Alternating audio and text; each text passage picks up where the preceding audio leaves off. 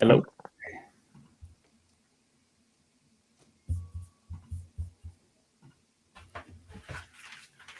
Hey, Caden, can you hear me? Yes, I can hear you. Cool. Can you- I created a banner. Now, how do I get that to go away? Okay, there we go. So I went live. So we're live with our pre-taping interview. And okay, hold on, let me see if I can get this to go. So this is a pre-recording.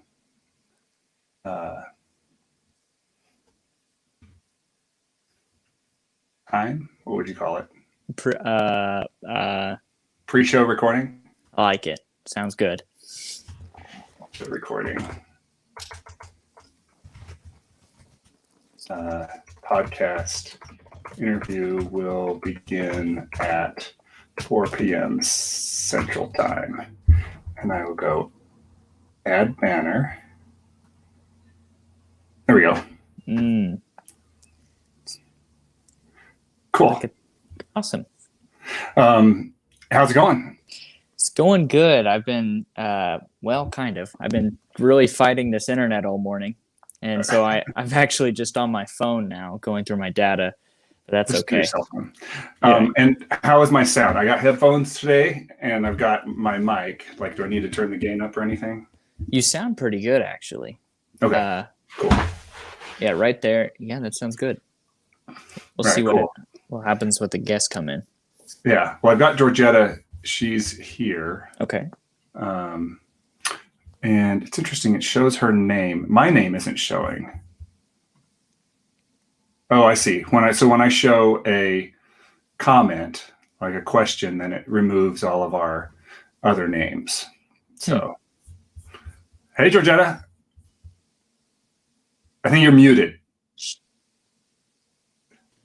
I wasn't muted. I was unmuted. I was muted.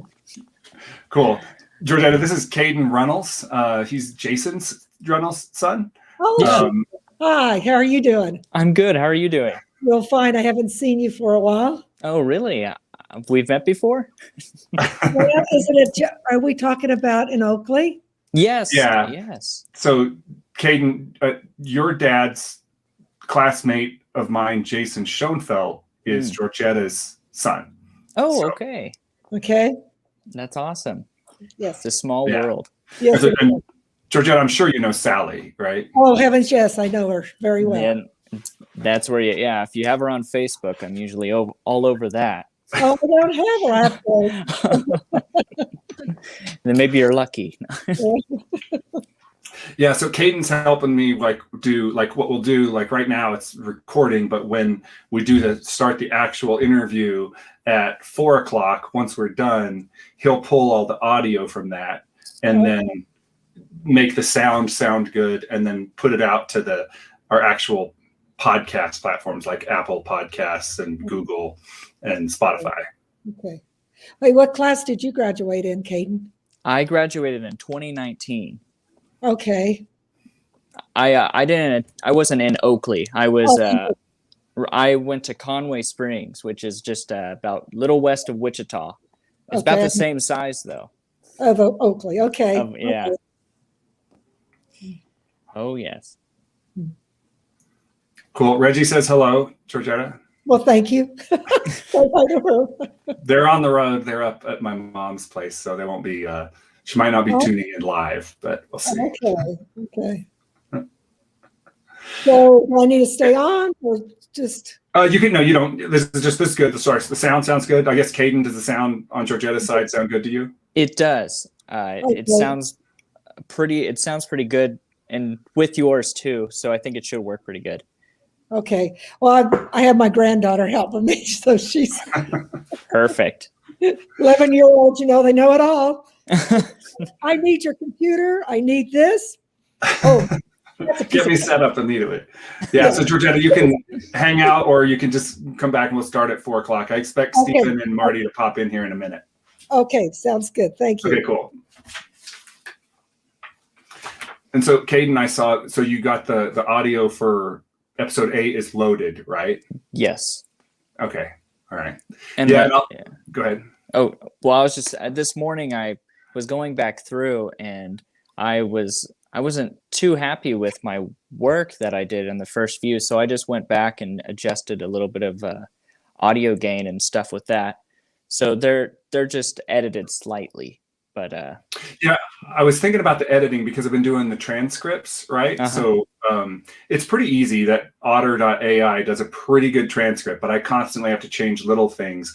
And then I was wondering, like, oh, well, when we do any edits, things are going to be off by like 5 seconds or 10 seconds. And I don't know if there's a way to make it all adjust when you're like, I deleted 5 seconds out of this. Can you just move all of your timestamps without doing it manually, or without having it? Because if I reload the whole thing, then it's going to misunderstand a bunch of the words, the same ones. Maybe, unless it really does have some artificial intelligence that recognizes the corrections I made. So we'll have to play with it, because I did take out the phone call interruption from number 5.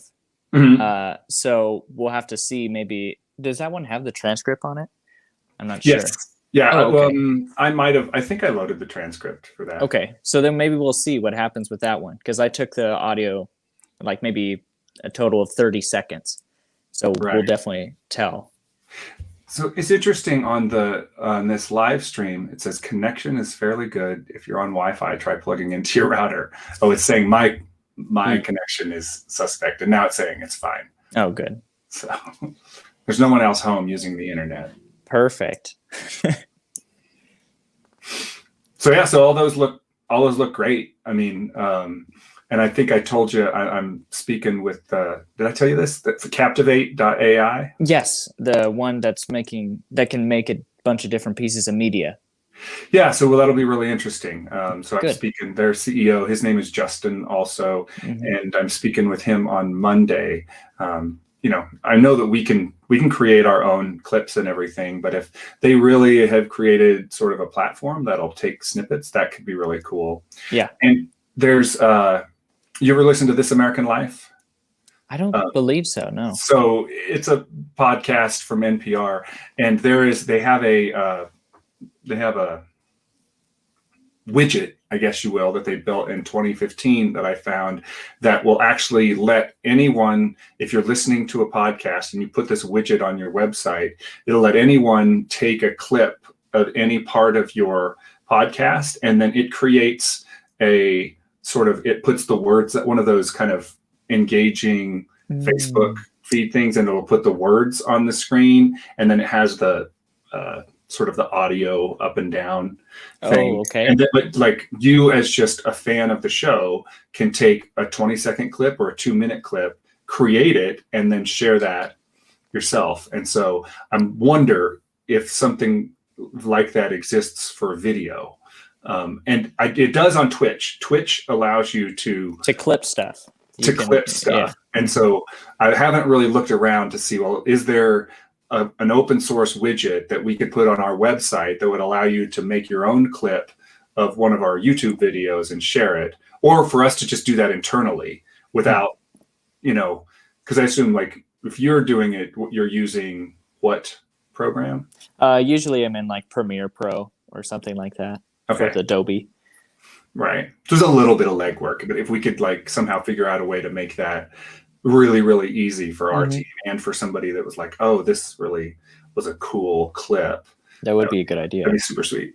So cool. Yeah, we should see if we can find something like that. What else was I feel like I did something else, but I forgot.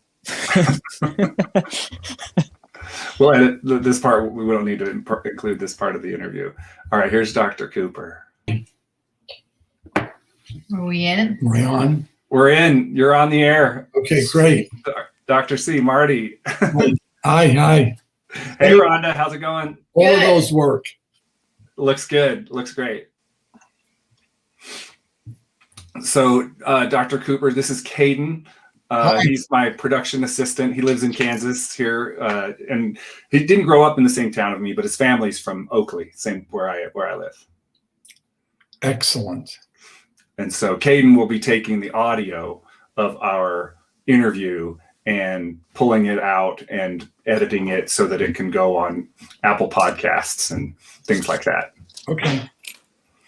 And Georgetta just checked in a minute ago, and I'm looking for Steven. He said he was coming. So. Okay. I'm not, Marty. I'll see you later. All Bye, right. Rhonda. Bye, Justin. And there's Steven. And Steven's video is on, but it's not on my screen. I'm going to remove you and put you back.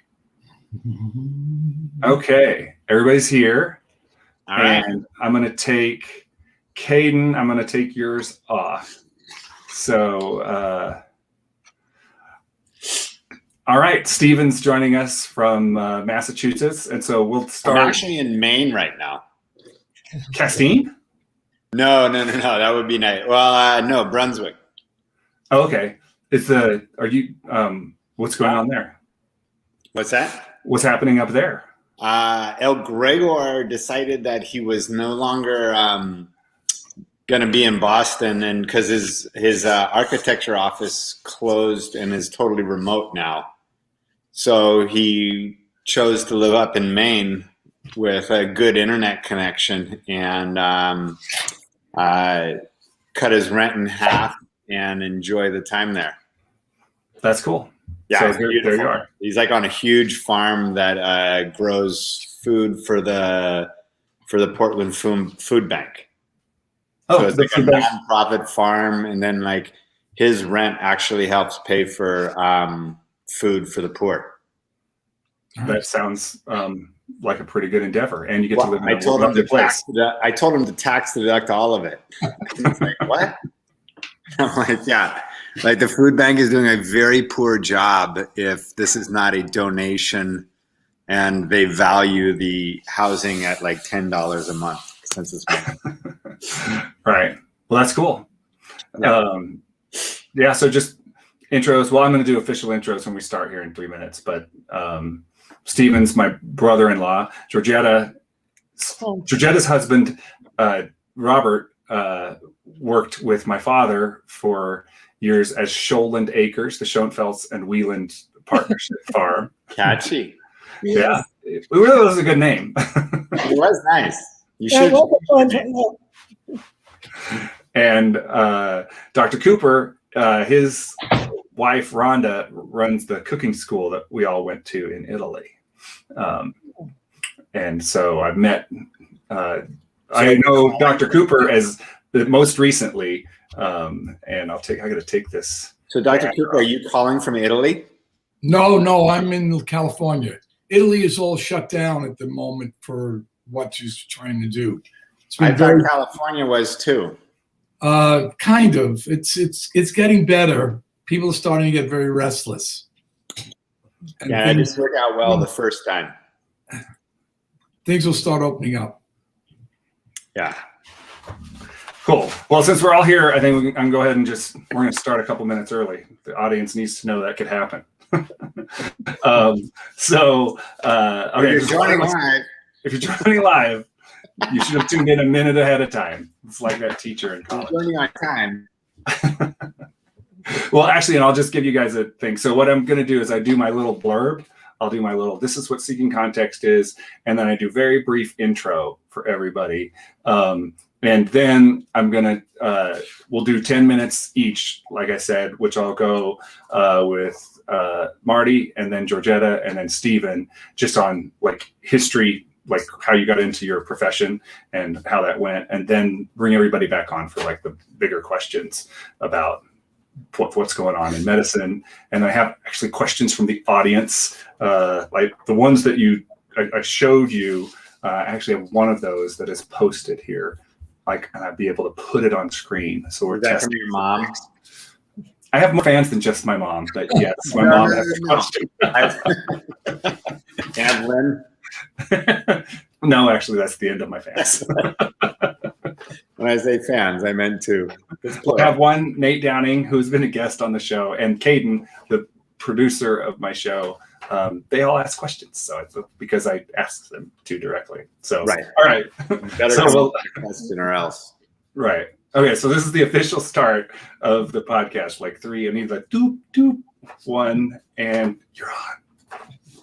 All right. Hello, everyone. Welcome to the Seeking Context podcast, where we explore the way our lives, careers, and beliefs have unfolded over time and how they fit in context, how they fit in the context of community and family and kind of the larger arc of history. And so this week, I'm excited to talk about healthcare and careers in medicine. We've got joining us from California is Dr. Martin Cooper. Welcome. Hi. Good to see you, sir.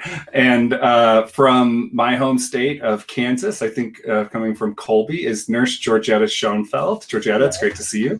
Thank you. And from physically seated in Maine, but working in the Northeast, is Dr. Stephen Thomas. It's good to see you, Stephen. Great to see you, Justin. And so I'm going to interview, each one of you individually on kind of your backgrounds. It'll be about 10 minutes per guest, and then we're going to come back for a roundtable about what it's like to work in medicine in the United States in various parts of the country. So I'll start with you, Dr. Cooper. I am interested in how you got in. Like, how did you get started in medicine?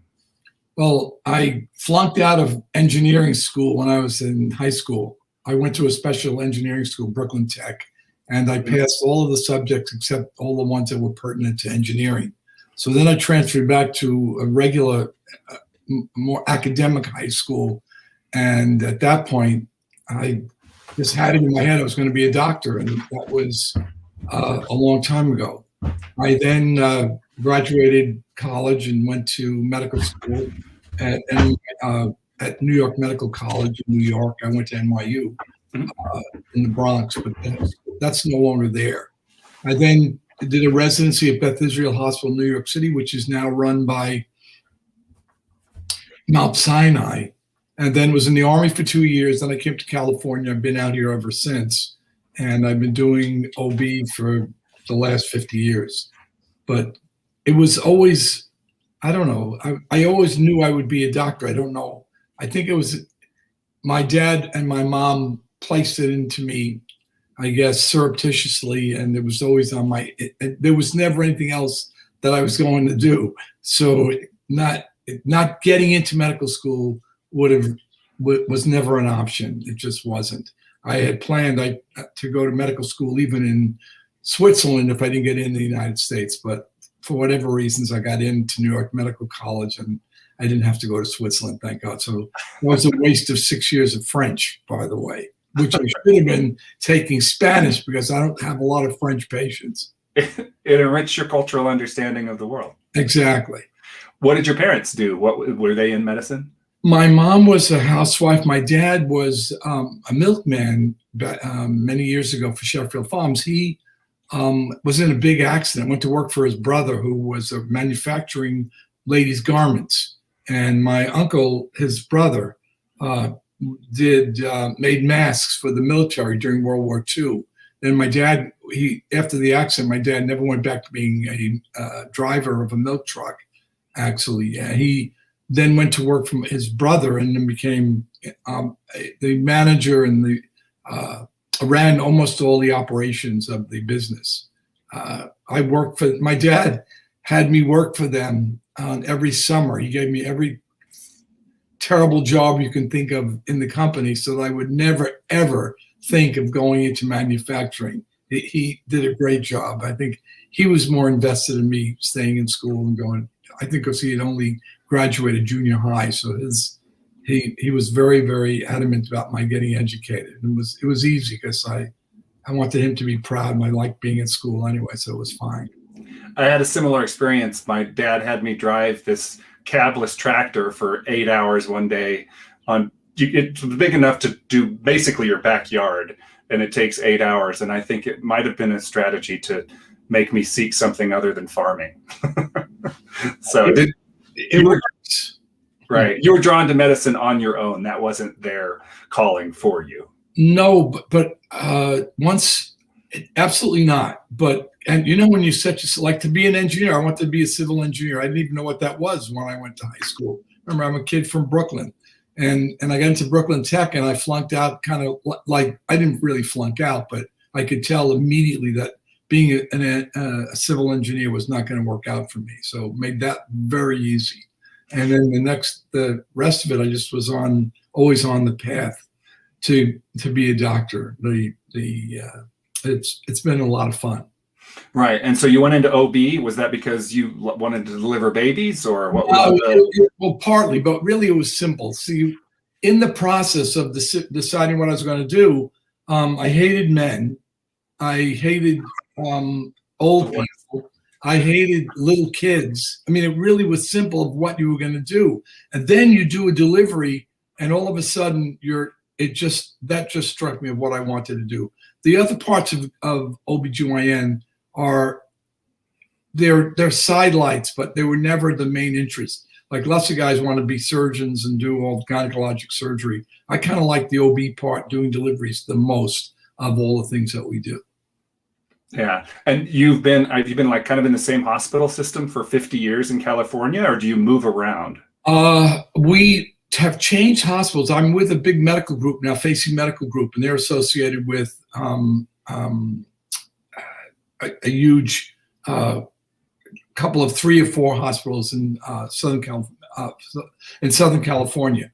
They merged with the St. Joseph's hospital outfit. St. Joe's has a hospital in Toluca Lake, or in the area of California, in where we are. But they merged with this huge group of hospitals and hospital systems, and that has made us very integrated, but kind of annoying. Facey started a really small medical group. I was alone for 20 years. And then after the earthquake of '94, I joined a big medical group. And then I left them to change to another medical group. So I've worked at almost all the hospitals in the San Fernando Valley. Rarely ever gone to Cedars and rarely ever gone to UCLA. But I did have an affiliation with UCLA back 15 or 20 years ago. Wow. Do you know how many babies you've delivered? Probably 40, 50,000, some insane number. A lot of it came when I was in the Army. When I was in the Army, I was in the middle of the desert in Utah. So I was stationed in Dugway, where they test nerve gas. And the alluring thing about that was there are 500 military and 5,000 Mormons. And as you know, Mormons are very prolific. So I got to do a lot of deliveries. So your Army time was as an OB as well? Yes. I finished my residency, and they deferred it so during Vietnam so that I could finish my medical school. And when I went in, the option was to either go in immediately or practice for 5 years and be on the hook for that. And I decided I'd just as soon get it over with. And it was a great experience to be alone and do a lot of stuff on your own that coming out of residency was very, very exciting. Yeah. And so I'm sure you learned a lot in that was useful for the rest of your career, being in that kind of solo operation. Absolutely. You do. As a resident, you have to call an attending every time you want to do something, pretty much even till the end of my residency. So all of a sudden, when I was in the middle of the desert in Utah, the guy that I'm supposed to call was 75 miles away through a narrow mountain pass. So I realized really on that he was never coming to help me, and I was on my own. So that made it very simple. You learn a lot when you're by yourself. And plus, the Army is very forgiving. Military is good because the government's in charge. No one can sue you. So you can pretty much have that underlying fear. It's gone. And it does affect sometimes how you practice medicine, because that's just the nature of things. But I always kind of look back to that and think how nothing bothered me. I mean, nothing bad ever happened during those 2 years anyway. But free of the fear of malpractice or lawyers or whatever it might be, makes life so much easier. That's really interesting. Yeah, that's a big stressor for lots of people and lots of professions. That certainly I experienced. Just the uncertainty of life once you leave the military. Somehow the military makes you feel very content, even though you like. Well, the rules are simple. You know that. I mean, I'm for me, it was just a great experience. As much as people look back, when I look back on it, I knew I was never going to Vietnam anyway, because there weren't a lot of obstetrical doctors going to Vietnam. But it never was a fear. So I was really happy, and it gave me an opportunity to spend 2 years with my family that I had lost. I had 3 kids by then, and I had not spent a whole lot of time at home as a resident. And so this was a really great opportunity. Yeah, that's great. And so before I bring Georgetta up, so you're still practicing. Are you ever going to retire? I don't see that like being something that you want to do. No, I'll probably work till I die. It's just easier. Okay, so the ease of use. That sounds great. Well, then I'm going to find out. Georgetta has recently retired, and so we're going to find out about a career in nursing, not in California. I don't think you were ever in the Army. How did you get into nursing in Kansas, Georgetta? Oh, when I was in high school, I was trying to decide what to do, and I was going to be an airline stewardess or a nurse, and my dad said, let's think about this. Nursing is such a wide range that it would be a better career because you can just go in and out of it. So I decided to go in nursing, and I graduated from Fort Hays State in 1970. I was a nurse's aide.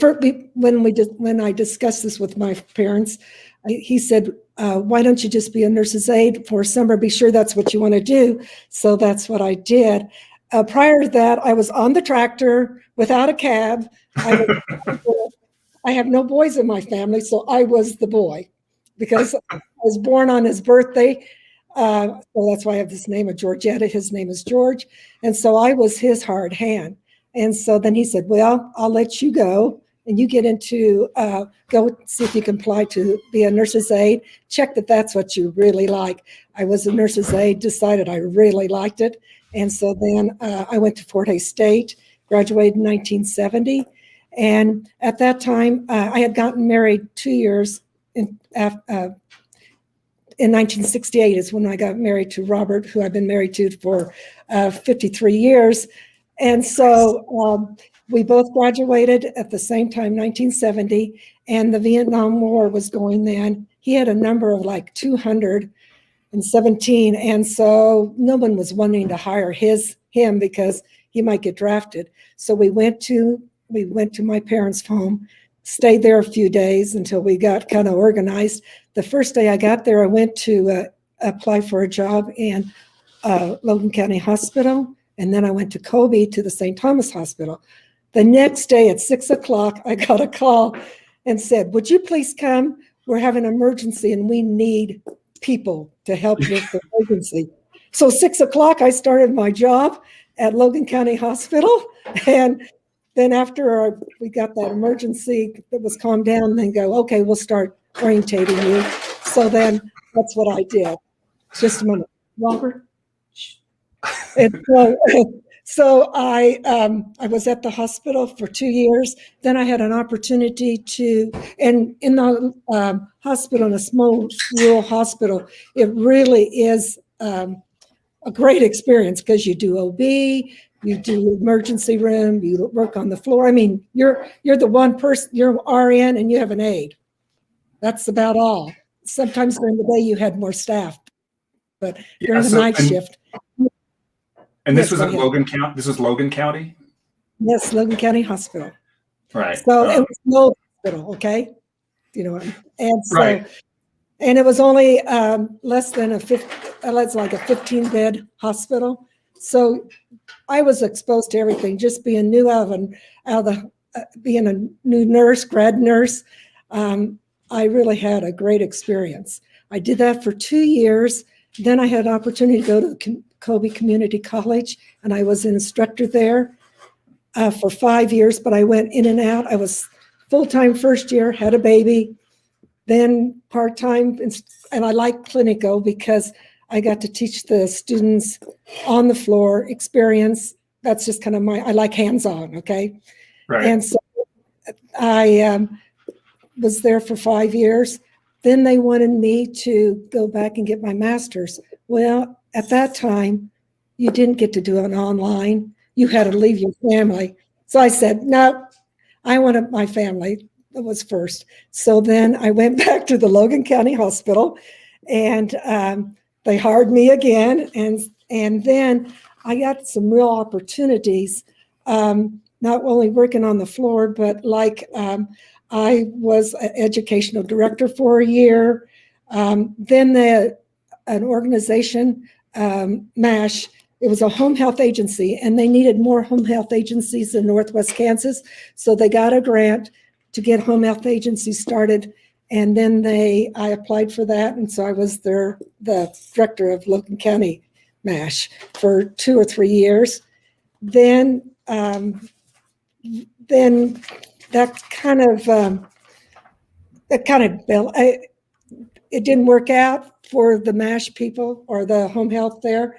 So then I worked on the floor again, and home health was important, but it cost so much to start a home health. We couldn't afford it because we didn't have the patients, because, you know, our county is 3,000, and it didn't work out financially. So then we went to Hadley Hospital, and then we were home health through them. So we still could give services to Logan County patrons, but then we went through Hadley Hospital at that time.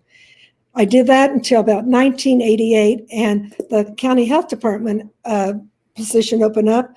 The nurse was retiring, and it was they were only about open 1 day a week, and so the commissioners were going to close it.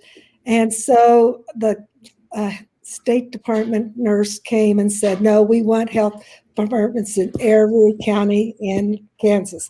So she helped them get interviews, and I interviewed for that, and I got it. And so then first the job just was 2 days a week, but as I got programs going and went to 3 days a week, 4 days a week, and then 5 days a week. So I just built the program up. So I was there for 28 years, and it was something I dearly loved. It worked in my schedule of having kids, going through their events. Still, I was doing nursing, what I like doing. That's great. So you probably delivered less than 40,000 babies. Well, yes, I have delivered too. I was on the floor, and I just checked her, and she was only a 7. And I, of course, in a small hospital, you know, I ran down, checked the IV, clear on the other end of the hospital, saw that light turn on, and I ran back, and the lady said, I'm having this baby. I said, hang on.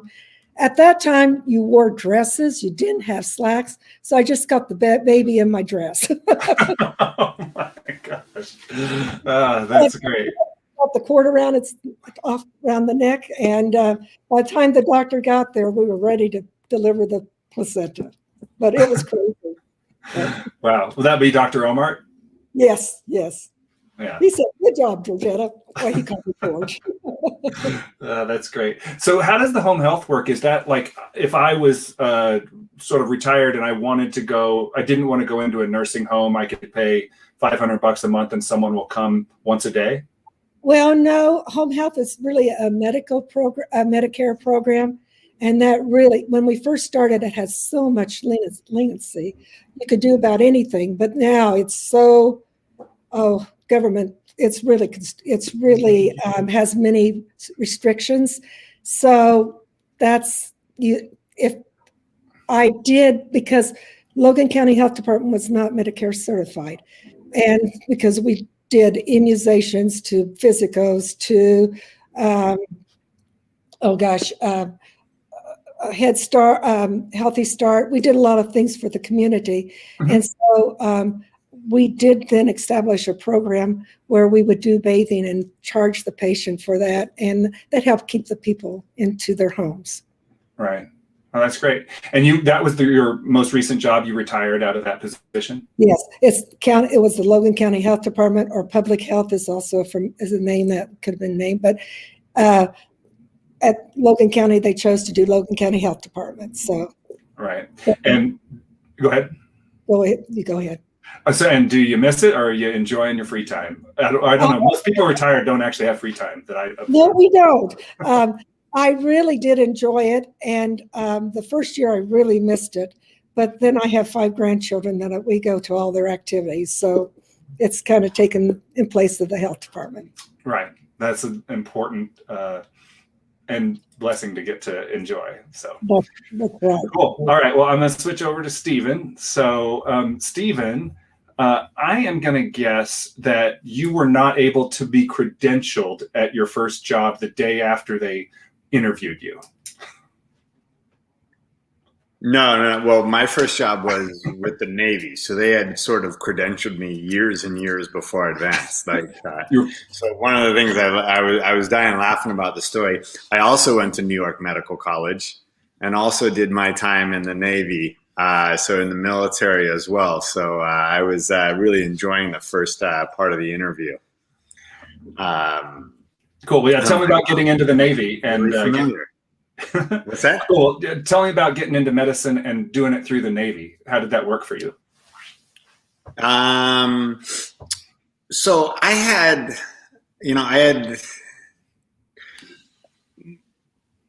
in raising us, interestingly enough, my dad, although a Quaker, was like saying, you need to give back, you need to give back. So the Quaker comes from the surprise that, my form of giving back was really appreciating what the country did for me. And I thought how blessed I was to be in the United States and to, count your lucky stars. And so I had always wanted to serve in the military as a means of giving back to the country that I felt very blessed to be born to.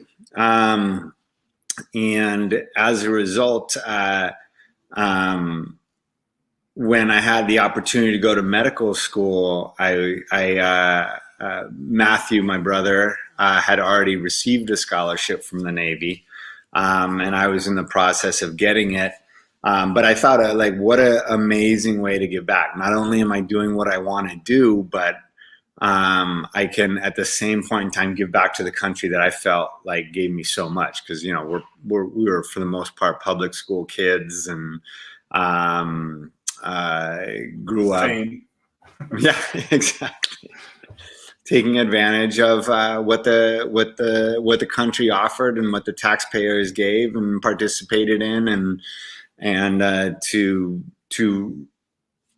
give back in such a manner, I thought was the easiest and most forward way to do it.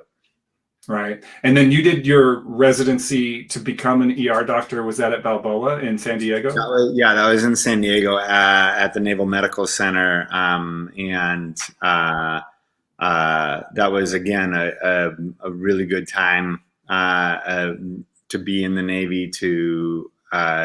When I started, it was,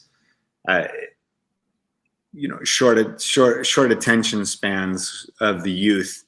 You tend to ignore the fact that every decade this country, as great as it is, does choose to attack another country. What? Right. You weren't anticipating the Gulf War when you started. I was not anticipating subsequently being separated from my family for 3 out of 7 years. That is correct. Right. So that was the consequence of the Gulf War, and provoked 9/11, but right. All measured response. So, right. Well, so do you share Dr. Cooper's experience that sort of being independent as a physician in the Navy compared to what you might have been under a larger regular hospital system gave you an opportunity to learn? It really did. I have to say, I 100% agree. Because immediately after your internship, which in the Navy has, from speaking with my friends in the Army, have a very similar thing. They teach you how to be independent, and then they teach you to know when you're over your head. And so right after internship, you take a break before you do your residency.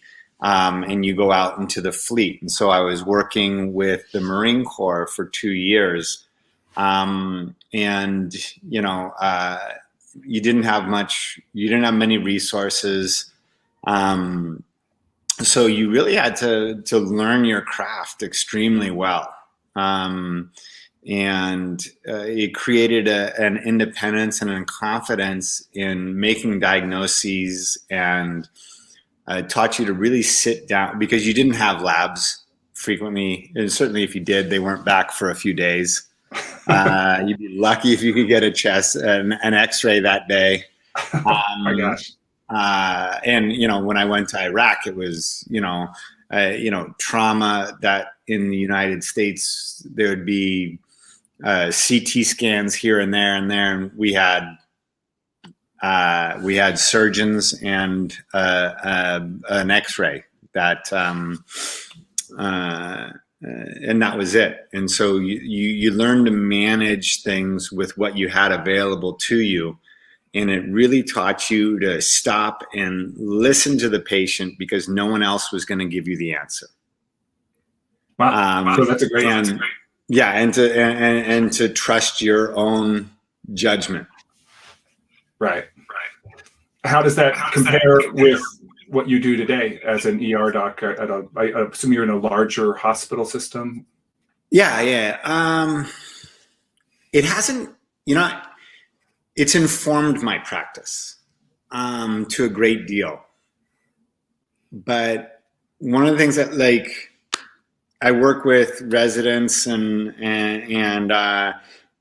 medical students and PA students and PAs, and I always say the answer's in front of you. Okay, there's a few occasions where it's not, but you need to find the answer before you order the test. Cool. And don't abdicate your responsibility to find out what's going on with this person, or have a very, very good idea of what's going on with the person. And don't abdicate that responsibility to the radiologist, who's going to read a scan but never see the patient, or read an x-ray but never see the patient, or the lab who is going to put blood in an analyzer but never see the patient. So it's really your responsibility to find out what's going on and sit down and really listen to the patient. Is that ethos widespread, or is that Stephen Thomas's approach, and all physicians have their different view on how to figure what's going on? I like my way. It used to be widespread. I would say it was really widespread. I mean, interesting. My uncles were both doctors, and you could not go directly from college into medical school. They were both told, go out and get some life experience, come back as a developed person, then we'll see how you do. And I think that the rigors of medical school and pre-medical education has become so intense, and the competition so intense, that we get people who have only studied, and their entire breadth of experiences is in a library and in a book. And then there's this living person directly in front of them. Mm-hmm. And the interaction is difficult. And so I try and, I tell my patients, I have tons of patients that come in and say, I don't trust my doctor. I said, if you can't talk to your doctor, you need to find another doctor. You need to find someone with whom you can converse, someone you can trust. Mm-hmm. Because if you're not willing to tell them everything, it's going to be hard to come to that diagnosis, regardless of auxiliary lab tests and things like that. Right. Well, your question actually brings up, I'm going to bring everybody else back on, because I have a question for the group. And I'm going to do it. It's slightly different order than I was planning on, because Caden, my time was way less than Georgetta's and Martin's. Should I continue now, or? You can go first. Was my story just not interesting enough? Oh no, it's very more. Yes, it is really. Do you have 5 more minutes? I've got nothing more. Okay. Nothing more to say. Good. I'll talk to management about my how well I'm doing. So we have an audience question from Caden Reynolds in El Dorado, Kansas. Caden is also my production assistant, so I'm very happy that he posed a question for you guys. So his question was specifically aimed at Dr. Cooper, but it kind of mirrors Stephen's comment. Like, can you talk about how the medical field has changed and evolved over time, and if the public view of medicine has changed? And to what Stephen was speaking about, Caden's noticed a lot of distrust from the average citizen that thinks that like their doctor has malicious intent, or the hospital does, or ulterior motives, and that this level of distrust seems concerning. And so curious if that's been your experience and how you see that might have changed from days gone by. I kind of agree, but remember, I span. Sometimes I forget how long I've been doing this, but I've been doing it for over 50 years, and I can remember, to what Stephen said, all I had when we started was my fingers, my nose. We didn't have ultrasound. We didn't have blood work that you could get, almost instantaneously. I mean, when I go in a room now and everybody's asking for an ultrasound, I'm thinking, well, I can tell whether you're pregnant or not almost from just figuring it out. And I certainly can figure out how big it's going to be, or what. I mean, and it's a skill set that I have that I haven't lost, and I'm sure he has the same kind of skill set because of the kind of medicine he does. And I think people have lost the ability to use your senses to do physical diagnosis, that because it just is not done.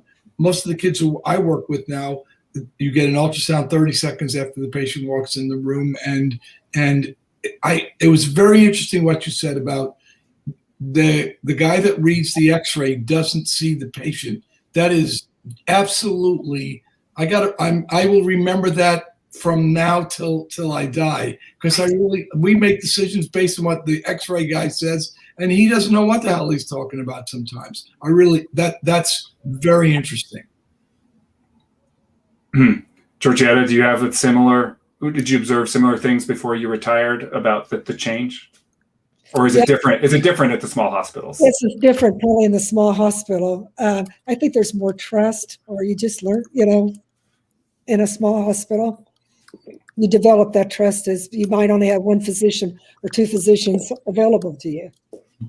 Right. Like everybody in Oakley does know who Dr. Omar was. Right? Yes, definitely. So, or Dr. Right. Banks in the past, or whoever. So yes. Right. Well, I guess for Stephen or Marty, do you think, is there a way to get back to something that's more balanced, or are we on this march forward to letting technology tell us things without having a whole picture? Go ahead, Stephen. I hate that question because unfortunately I don't like the answer. It's got to come from the teaching. And for those of you who are out there who want whatever craft you're practicing to be practiced in a manner that you think is best for the client or the patient, you really have to push that. And so so that's what I teach. And, I can affect every person in front of me. And, everyone is everyone has the opportunity. Most people have an opportunity to teach regardless of what they're in. And they have an opportunity to influence the course of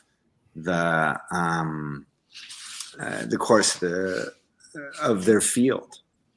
And so I can only hope that when I push people to stop and sit down and listen to the patient and I do one of my favorite questions, especially when people come in and it's their 10th visit, their 12th visit, whatever it is, I say, what are you looking from this visit? How can I help you? How do we make this visit a success? Because most of the time it isn't an extra test. And most of the time it isn't the same test all over again. It's listening, and it is compassion, and it's empathy, and it's remembering that whoever is in front of you, you have never walked a mile in their shoes. Mhm. And whatever brought them there, you know, you just got to remember that. So I think we have the opportunity to say that testing is not the answer, that listening is the answer. But it really needs to be embraced by the whole medical community. And I don't see that. In part because of the medical legal. Not all of it, but it's easier to order a test, and you have someone, and then you have something empiric behind your decision that if things go wrong, you can say, well, I ordered every test, and Dr. Cooper can probably speak to this with regards to C-sections. Well, you know, I did everything I could. I did a C-section early on this patient, and you know, it may take some of the liability away, but it's not the best thing for the patient. And so how we manage that, but from a medical legal perspective and a country that holds medical professionals to a standard that is higher than you expect from anyone else, where no error can ever be made regardless of across all of your patient interactions. You have to be perfect, and that's nobody. Right. That, and I assume that your requirement to be held to that standard creates stress on yourself over time. I don't feel it. You just do your best. No, it's not, because my job isn't to be right 100% of the time. That's the thing. Like, I've acknowledged that I can't be. So a lot, like, I mean, in a Socratic method, not from a teaching perspective, but from a humility perspective, my only true knowledge is that I know nothing. And so if I don't know the answer, I don't pretend to know the answer. And you come out with an amount of humility and you say, look, I don't know what's going on here. Okay. From an emergency perspective, it's literally, I say, I don't think this is an emergency. Okay. And I say, I could be wrong. Okay. But let me tell you what I've done. Let me tell you why I don't think it's an emergency. And I am a human being, and I can be wrong. And if things change, I want you back, and I want you here. So if my job was to find a diagnosis every single time, that would be exceedingly difficult, and I don't think I would be able to do my job. My job is to decide what isn't going on, to help, to listen, to comfort, but you know, I don't get to always find the answer, and when I do, it's not always fabulous news. Right. So I guess for Georgetta or Marty, do you feel similarly about this, like, kind of looming threat of litigation, that it's just something that's there, but you do your best, and it's not at the forefront of your mind in the way that you practice medicine, which I've heard that sometimes becomes the case for doctors, because they get one lawsuit and now they just do defensive medicine for their rest of their career. Well, I haven't. OB, as you know, is very, like he said, you know, nothing can ever go wrong. No one can ever make a mistake. No one can die. I mean, that's totally not in the cards. And I think that when I was in the Army, I was probably a better doctor. Not really, but when you're not thinking about the litigation, all of a sudden your mind is freed up about, what if I don't do this? It's not so much that. It's what you try to do the correct thing based on what you have in hand. And now we have so much more knowledge, so many more tests, so much more. The stuff is, I remember, your knowledge now doubles every 3 months. It used to be every 3 years. In order to keep, I just read an article, I get 4 journals a month. And the last one I read, there's an article in there on computational medicine. And I looked at it and I thought, holy shit, I gotta die because I'll never get this stuff. This is so in the weeds. And like you said, the academics are doing this stuff. They don't see, very few guys in medical school see patients anymore. I don't know that I haven't been in medical school for a long time, but I can almost bet that they're being held to a different standard because the amount of testing and knowledge and stuff it really takes a group now, not just one person. It's very hard to manage all of the things that are happening in medicine today. Yeah, that's interesting. If you have so many specialists reviewing one patient, there's not a lot of time to powwow together and collaborate and find out what everybody learned. Is this probably difficult? In a small hospital, I work at smallish. I mean, it's not terribly small, but some of the guys there, I didn't realize how smart they all are. And then I have a tendency to try to find the smartest guys and work with them. It makes my life a lot easier. And it's an amazing the amount, how much things have changed in the last 50 years. I mean, I'm sure that it will continue to change. The changes are logarithmic now. It's moving so quickly. And the fact that lawyers are there, and that's the thing that doctors have never, ever figured out what to do. In other words, if every doctor got together and said to the lawyers, I won't use a bad word, but you know the word that I would use, then this wouldn't be going on. There would be different. But for whatever the reason, doctors have never been able to band together to even use the word unionize, to then like when in the Army, I never worried about it because I knew I couldn't get sued. And I think you're a bet. I wasn't any more reckless then than I am now. But I was much. I just worked with less stress at that time. Yeah, I can imagine. Georgetta, I have a sense that in nursing, the threat of litigation is less. That sort of fear like hangs over the doctors' heads, and nurses are able to really try and focus on what's best for the patient. Is that your experience? Pretty much so, but you still had that, I took out insurance, and you were aware of it. At the beginning of my career 45 years ago, I didn't think anything about it, but then as time went, then you hear more lawsuits that the nurse got in trouble doing this and this, and it made you more aware. Right. Do you think that there's some? I always try to do the right thing, but sometimes, Right. Do you think that there's some benefit? In that it makes you a little more focused, or is it really like, no, I was focused the whole time, and now I can lose my home because I tried to do the right thing and a bad outcome happened?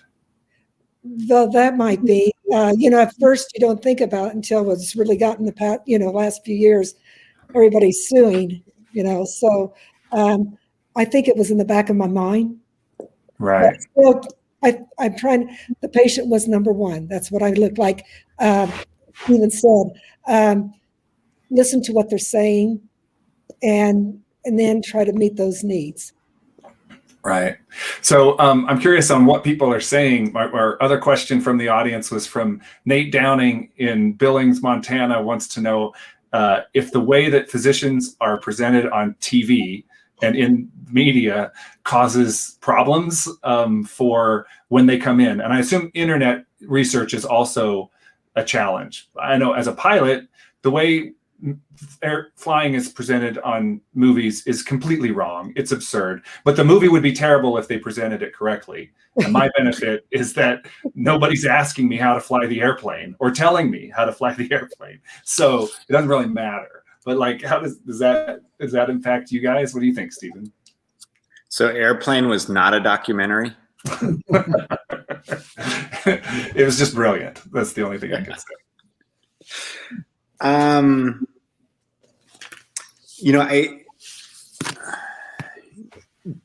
I don't mind an educated patient. Like when they come in and they have ideas, like part of part of our job is to explain, yeah, this is where you are, and this is what we can do here today. I explain to patients all the time that fast medicine is like fast food. It gets it done, but it doesn't do a very good job at it. And that you need to have patience regardless. And the internet offers fast medicine. And so, not everything applies to every person. And so from that standpoint, I don't mind a patient coming and having an idea of what might be going on. Mm-hmm.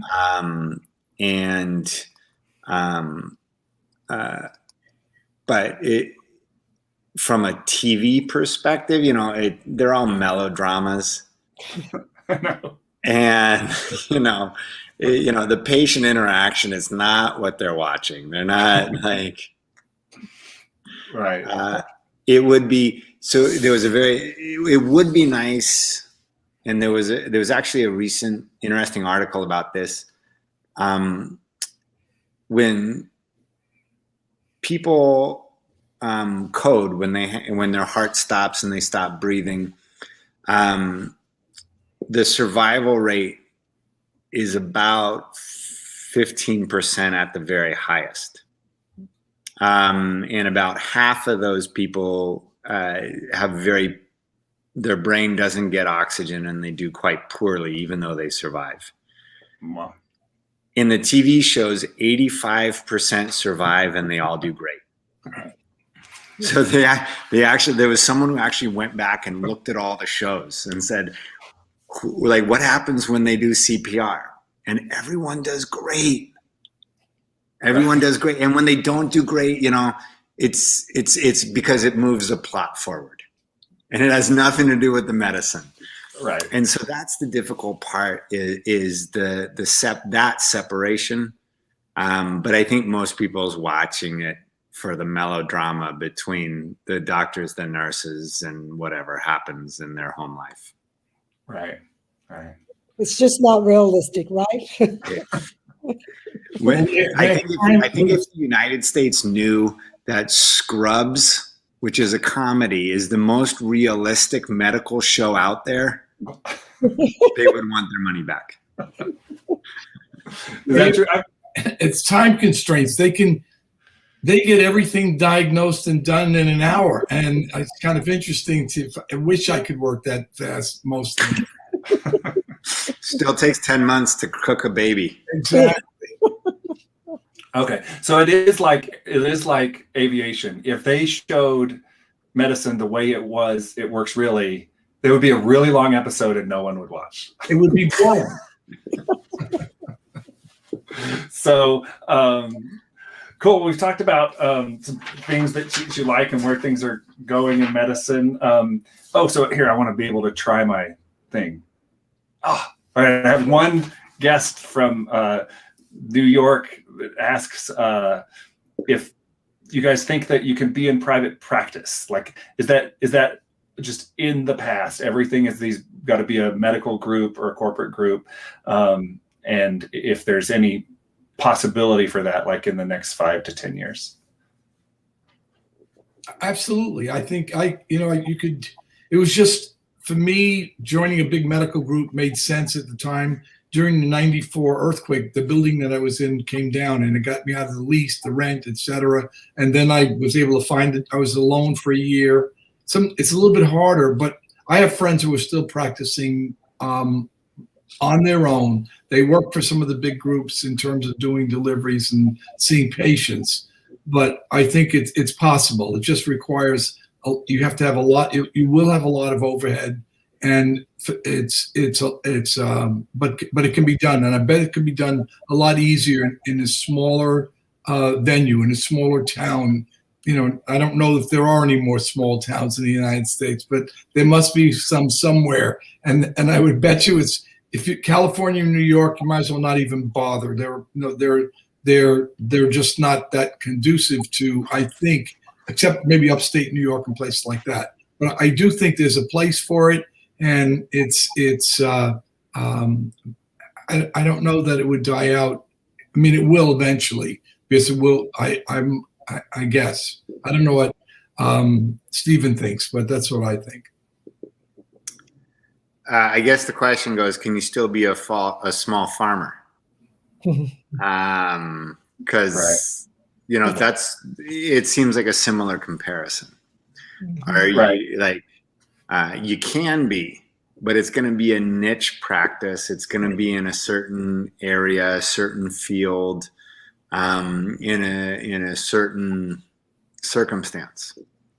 And again, if you're trying to, it's difficult to do it when the world's largest chicken farm lives next to you to raise your selective hens. But I think it's available. And everything, we always say everything in medicine is a pendulum. Without a doubt, the pendulum is swinging towards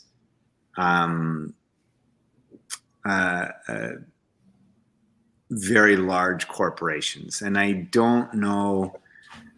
I don't know if that's going to reverse, and if it does, I don't think it's going to swing all the way back. I think the old practice of 3 doctors working as a group and covering each other, and every third night they're on call, that's gone.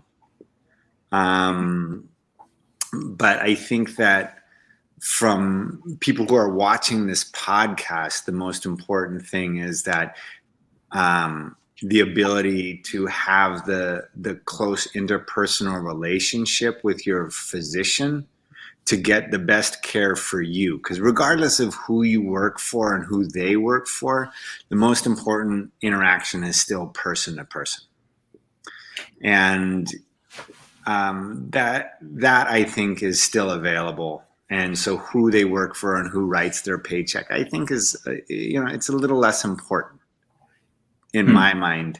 And as long as the corporation versus small group that you work for allows you to practice in a manner that you think is best for the patient, and allows you to devote time that really individualizes the care that you can provide, I think that things will be okay. Now, the only question is can that be done? Right. Can I get that personalized care on my own? Like, do I need to develop a long-term relationship with a physician? Like, I remember every time I've changed healthcare companies, they're like, okay, here's your come in and get your new doctor. And I'm like, no, I just don't do, I'm like, maybe I'll see them once before I switch healthcare companies or insurance providers. Can that relationship be done in the one interaction, or do I need a longer relationship? I tell people I have to make people, it's like doing stand-up comedy. I have to make people love me in less than 5 minutes. And I'm going to say this, I can do it. But I've been doing it for a long time. And I see a lot of people every day when I'm in the office. And because once again, I come from a practice where you eat what you kill. And so for me, seeing 30 people in a day, it is, especially since I do a lot of OB still, and OB visits are kind of routinized, and you have to go through a lot of, with the internet and questions that people ask, but I can do it fairly well, only because of, I've been doing it for so long. So from that point of view, and even though I work for a big medical group, and they weren't always that big, they started small. And I think that they provide a pretty good level of care and a level of caring.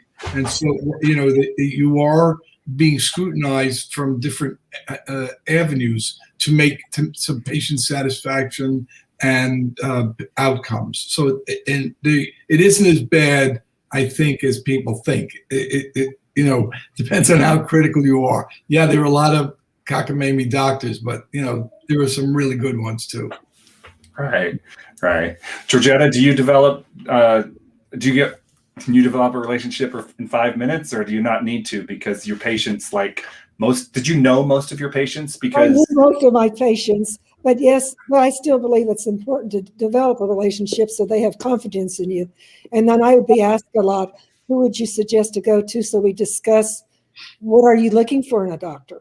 You know, and try to lay it out with them, and they could decide. But I really feel like it's important to get that confidence in a doctor, and we're pretty fortunate. We only have 2 doctors. I say fortunate, but in a small rural area, it's kind of a different situation, I think. I mean, you know them personally, you see them at a ball game, you see them, it's different than being a big city like the 2 gentlemen here, I think. It's a little different in the rural area. Right. Well, so More personal contact. Right. So you have that personal relationship. And then when a person needs a specialty that is beyond the 2 doctors that live within 50 miles, are you helping them find that person then? I do. They ask, well, where do you suggest I go? And then just from experience of who I've heard other people talk about, hey, I had a good someone I would refer them to in Hayes. They go, oh, don't do that again. Or else, yes, I had a good experience. So that's kind of, that's the way I would refer to patients if they weren't satisfied with what they were seeing and didn't think they had the results they wanted. Right. I did that quite a bit when I was in the health department. Yeah, that's very interesting. But I really did have a good rapport with our physicians in the Logan County Hospital, and so that really helped. That I could say, hey, this person's having a problem, and we could work it out. They weren't aware of it, maybe, and so I think a good enough relationship. This is what I'm seeing, so it did work out. Yeah, you had good eyes and ears that the doctor might not have the time to even notice something. Right. This is what I'm seeing. Right. Oh, I have to echo that, like 100%. Like the nurses are frequently the eyes and the ears of the doctor because they get to spend more time with them than we do. And to speak to Marty's point, his statement, "You eat what you kill," means that like you have to see a certain number of patients to get paid, and to make ends meet. And nurses, thankfully, are not on that same regimen, and so their input is tremendous. And when a nurse comes with a concern and with information, it's frequently invaluable. And again, this goes to the need for the humility in medicine, and the young doctor dealing with the seasoned nurse who thinks that he might know even a quarter that she does is completely deceiving himself. And Georgetta's dying laughing there. She's seen it many times. So I think that, and in speaking to that, if companies, corporations, whatever it is, and obviously the government, since they are the number one spender on healthcare, really want to reinforce that interpersonal relationship, the sitting and the talking and the listening, unfortunately, it has to be monetized. And saying you have to see a patient every 6 minutes. Dr. Cooper might be able to make a fan in 5 minutes, but it's difficult for everyone else. And so saying, hey, sitting down and talking to the patient, and getting the diagnosis and getting to the root of the problem, which frequently is what nurses do because the doctors don't have the time to do it. That needs to be incentivized as opposed to ordering the test.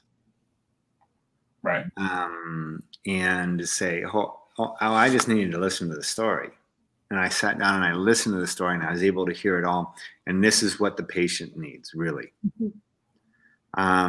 As opposed to, I need to go see the next one, and because I can't spend that time, I'm going to order a test.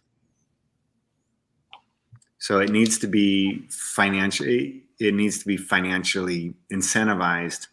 It's sort of much like the way of like the discussion of what the patient wants out of the visit, like, or wants out of their health care. Do you want CPR? What is your end of life goals? How, because, you know, as you know, the only sure thing is death and the taxes, right?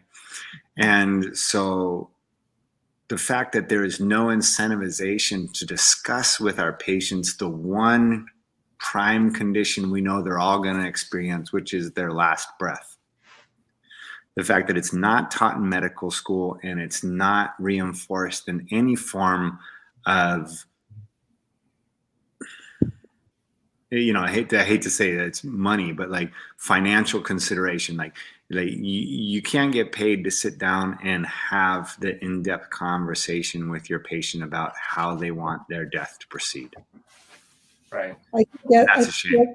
I think as a nurse, we can work with the physician, and together you can meet their goals then, because, you know, we do have more time to find out what their desires are. Yeah, we're a team. Like, to suggest that I could do anything without my nurses is just silly. Thank you. I can bark orders at the wall. I agree. In OB, the nurses spend infinitely more time with the patients than the doctors do. You're absolutely, and they can make or break you, actually. So it's very important to have, to me, it's always been important to have a really good relationship with all the people that you work with for any number of reasons. Right. Yes. Well, so 14 hours of labor. Dr. Cooper's there for 7 minutes, and he's the one who delivered the baby. And you were for the 14 hours.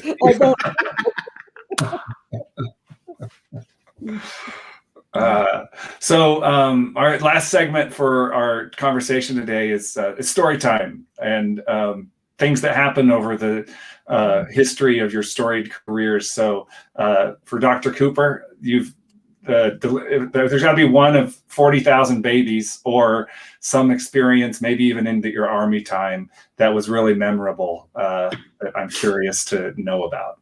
There was one that I had just started with my new medical group, Facing Medical Group, and I was in the office when a nurse from the hospital called me. She had a patient that was in a coma. She had some infectious disease. She was 23 weeks pregnant, in a coma.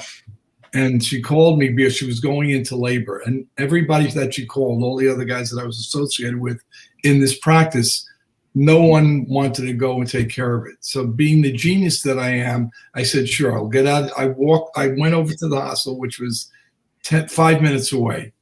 And I walked in the room into the ICU. This kid was in the ICU. And I pressed on her abdomen. The kid shot out of her vagina at 22 weeks. She woke up and the kid lived. And it was it's a true story. We resuscitated the kid. The kid did great. They made a movie about it from Taiwan or someplace. It was in Reader's Digest. And if I told you I knew what happened, that would be a lie. I just happened to be there, do the right thing. The nurse made the diagnosis. It was an amazing thing. It was just amazing. That's awesome. I'm going to look for that Reader's Digest story and see if we can put that on our website. I got to find out what happened. How long ago was that? 20 years ago. Okay. 19 for sure. I had a cousin who lived in Manhattan. He read the article and he called me. I hadn't seen him for like 20 years either, by the way. And he said, I just read this article. I said, it was great. Well, that's cool. All right. Any 23-week-old babies in your experience, Georgetta? No. I don't have that good of a one. I guess I just really felt good about Dr. Omar was the only doctor at that time. He didn't have a PA when I was just beginning my public health experience. And so we really worked well together. And one day he asked me, he came to the office, he said, hey, I've got this patient. She has been in the hospital every week for the last 3 weeks. I I get her get her stable. She goes home, and then her electrolytes just go to heck. So he said, would you make a home visit? I said, sure, I'll do that. So I went to the home, found out she was going to 3 different doctors. She was taking diuretics. Oh my gosh. She didn't realize Lasix had another name, a generic name. And so I did a lot of education, and I said, okay, here's your situation. What doctor do you want to go to? Who do you feel? But you can't go to 3 different doctors because it's hindering you've got too much medication here. You're taking, way over what you're supposed to be doing. So she finally decided she would go to Dr. Omar. So I went back and talked to Dr. Omar and told him what had happened. And he said, oh, okay, that makes sense. And so the next week he goes, hey, I got another patient for you. I want you to see another patient because I've got another problem. So I went that's the way my home visits started, where we just did a personal pay. I would set up medication boxes for those clients. And by the time I started with 1 patient, and by the time I retired, we were doing in our office 40 to 50 medication box, filling them weekly, just because we had no assist living in Logan County, and we kept them out of the nursing home. So it was just something that Dr. Omar and I started, and it just continued. And every time a patient would come into the physician's office, they'd call our office and say, can you give us the latest medication list? Because you have the latest one. You set it up last week. And so we had a good rapport with the clinic. That's really interesting. So just like going to a person's home, I doubt that happens in many places, gives you a real insight into what their lifestyle is that might be complicating the advice that they're supposedly following or not. Yes, because there's many times when we'd come back from a visit, we had an open door policy, back door policy. I'd go through their back door and I could go talk to their nurse right away. Sometimes I could catch the physician, tell them what the problem was. We could solve that problem, get a med change or whatever had to be done, go back, take care of that. And it just was the welfare. It was a good thing for the patient. And then they in turn might see that patient in the office, come and talk to me or my other nurses and say, hey, would you change this to this? And, so it really was it was a good situation. It was good for the patients in Logan County. That's cool. All right, Stephen, you got to close it out. I have to remind you that we're live. Oh, no. So, yeah, I mean, the ER stories, there's not great ones. I mean, none that we can put on, everyone's question is, what's the weirdest thing you found? And it's like, no, we're not doing that. I don't have a censor button. It's not. So mine was, I'll give mine's an OB story. And it was, this is the last time I delivered a baby. It was a few years ago. And it was in the middle of a snowstorm, and they called us all to the lobby saying that there was an emergency in the lobby. And we go to the lobby and there's no one there. And then they point us out into the parking lot, and in their brand new minivan, in the middle of the snowstorm, is a woman giving birth to her baby in the front passenger seat. Oh my gosh! And so a baby comes out, and I deliver the baby. That was smooth and easy, and it's a snowstorm, so but we're outside, so we just turned the heater on for the car and sort of heated the baby there. But then someone's idea was to invite the husband, who was watching like insanely anxiously, reasonably so, from the driver's seat to come around and cut the cord. What? Well, someone said, don't you want to cut the cord, Dad? And so he gets out of the car, but in all the excitement of everything, he had never put it in park.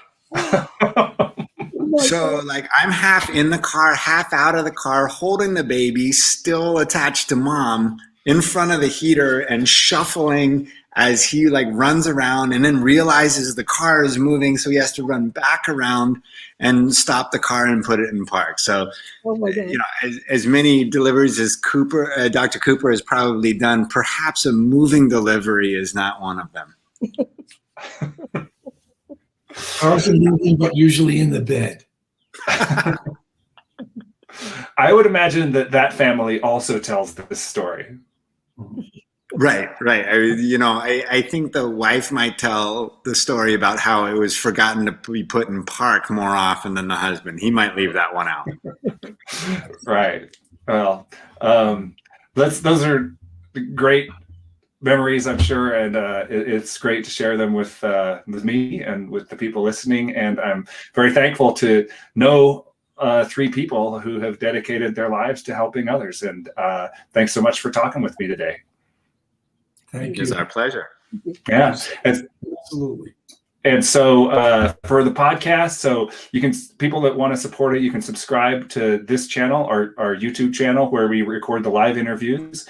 Caden's going to take this, and in a few days, this episode will be loaded onto just the audio podcast platforms like iTunes or Apple Podcast and Spotify and Google Podcasts. And so if you are a podcast listener, then go to those places and you can subscribe to us there. And hope to have a lot more fun conversations in the coming months. And I'll see you all guys later. Thank you. All right. Take care, everybody.